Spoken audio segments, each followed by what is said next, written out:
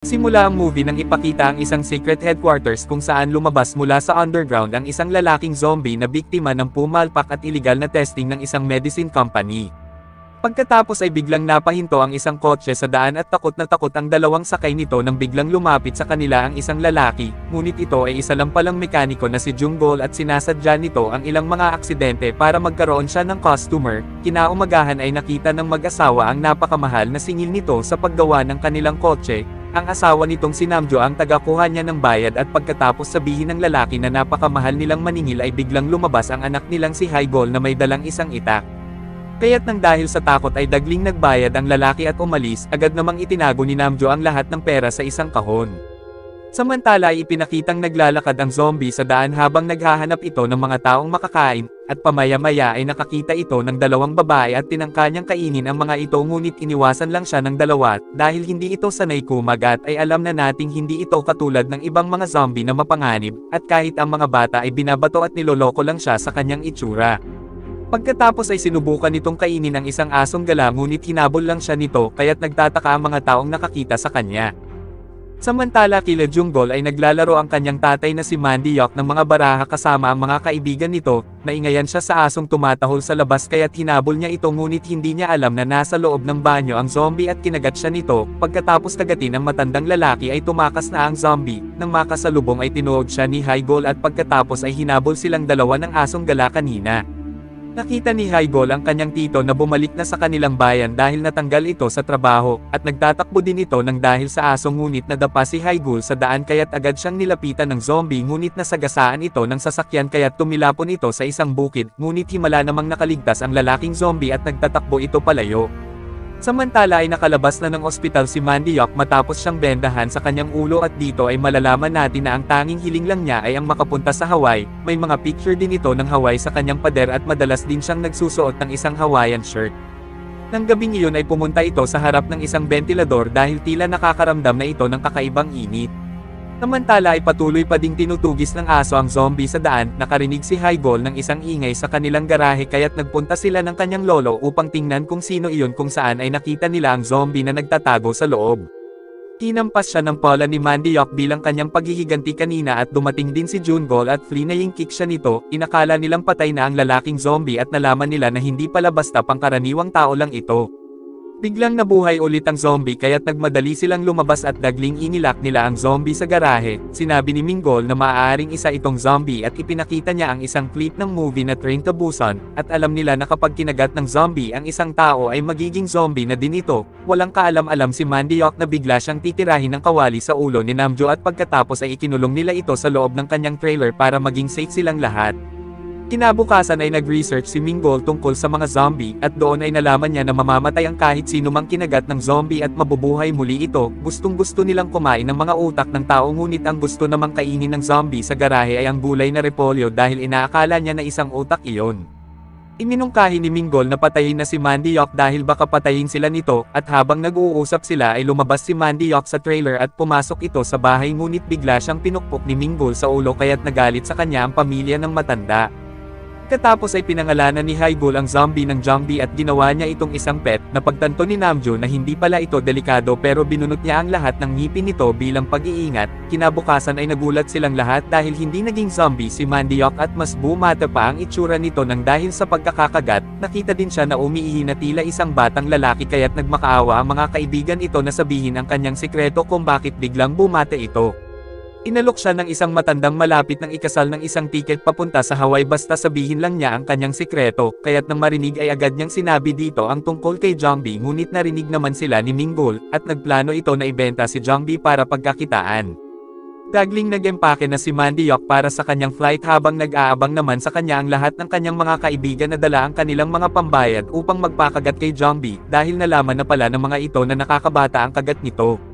Masayang dinala ni Mandiok ang mga ito sa garahe ngunit biglang nawala naman si Jongbi doon at itinakos naman pala ito ni Minggol upang dalhin sa Seoul kung saan niya planong ibenta sa isang kumpanya ng Viagra, at dahil sa sobrang bilis ng pagmamaneho ay nahuli naman siya ng pulis at narinig nila ang ingay sa likod kung saan ay nakita nilang nakatali si Jongbi doon. Pagkatapos ay dinala silang dalawa sa police station at nang tanggalin ng pulis ang tape sa bibig ay nakita nito na walang mga ngipin si Jongbi.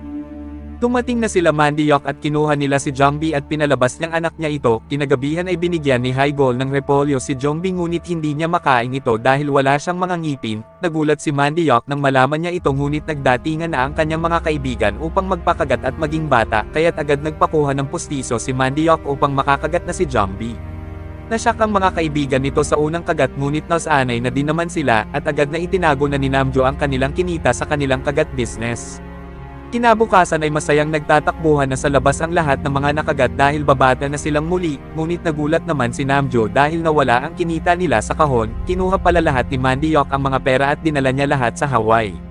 Samantala ay kumalat na sa buong bayan ang tungkol sa kagat ni Jongbi kaya't nagpuntahan na ang mga tao sa bahay nila Junggol, at nagsimula na silang kumita ng malaki.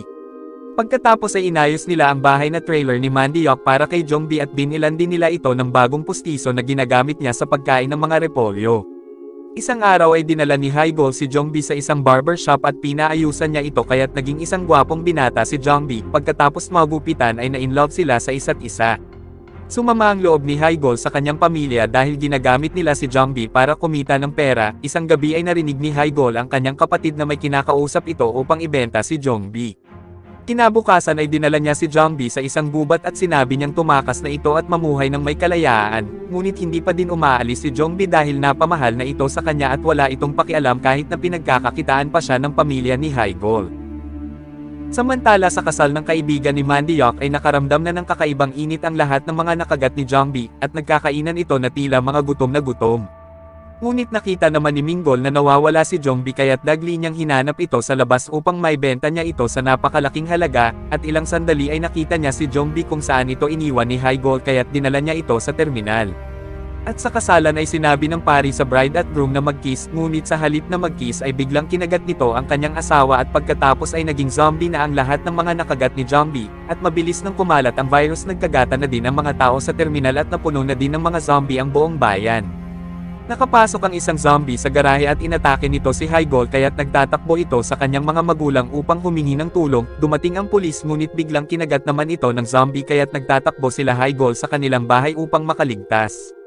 Nagbasa sila ng survival books na isinulat ni Minggol ngunit na misinterpret nila ang ibang nakasulat dito kaya't gumawa sila ng kanilang panangga mula sa mga kaldero at kaserola.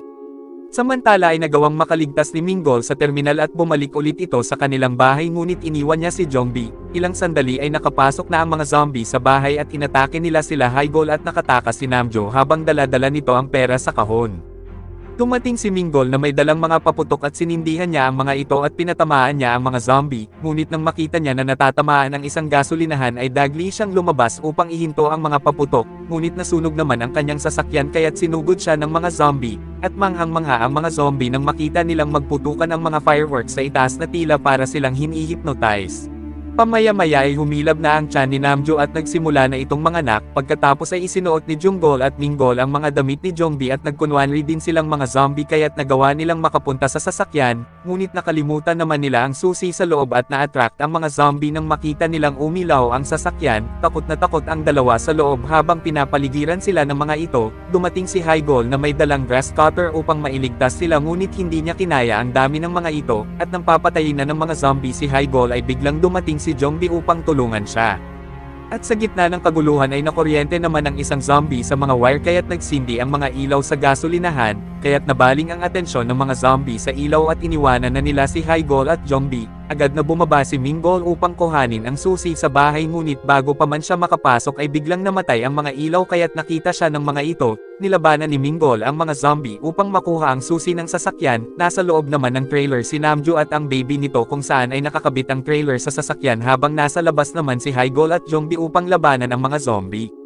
Samantala ay nakuha na ni Minggol ang susi kaya't inihagis niya ito kay Junggol sa labas, kaya't sa wakas ay nagawa na nilang makatakas at iniwan na nila si Jongbi at ang mga zombie at pagkatapos ay sinindihan ni Jongbi ang isang lighter kaya't biglang sumabog ang gasolinahan. Kinabukasan ay nagising na si Junggol ngunit nagulat silang lahat ng maging isang zombie na din ito, kaya't inilak nila ito sa loob ng sasakyan. At habang nag-uusap ay nakarinig sila ng isang tila papalapit na galing mula sa tunnel, at biglang lumabas ang masayang si Mandy Yak na umuwi galing ng Hawaii na tila nakalimot na ito sa mga nangyari sa kanilang bayan, at nagtataka sila kung bakit hindi ito naging isang zombie na katulad ng iba. Pagkatapos ay ibinalita sa radyo na ang virus ay kumalat na sa buong Korea, kung saan ay sinabi ng reporter na may mga taong immune sa virus, at sila ang antidote o gamot sa mga naging zombie upang maging tao na silang muli. Nang marinig ang balita ay nagkaroon na namang muli ng ideya si Minggol at nagplano ito na gawing business at pagkakitaan ang immunity ni Mandy Yak. At pagkatapos ng 6 na buwan ay makikitang ikinabubuhay na nila Mandy Yak ang pagkagat sa mga naging zombie upang maging tao na muli ang mga ito. Naging tao na rin si Jongbi dahil kinagat na din siya ni Mandy Yak, at sa huli ay makikitang nakapila ng mahaba ang mga zombie upang magpakagat. At dito na po nagtatapos ang ating movie. Mag-subscribe ka na po Lods para sa magagandang mga movie na katulad nito. Maraming salamat po sa iyong panunood at pagsuporta. Ingat po palagi Lods. God bless.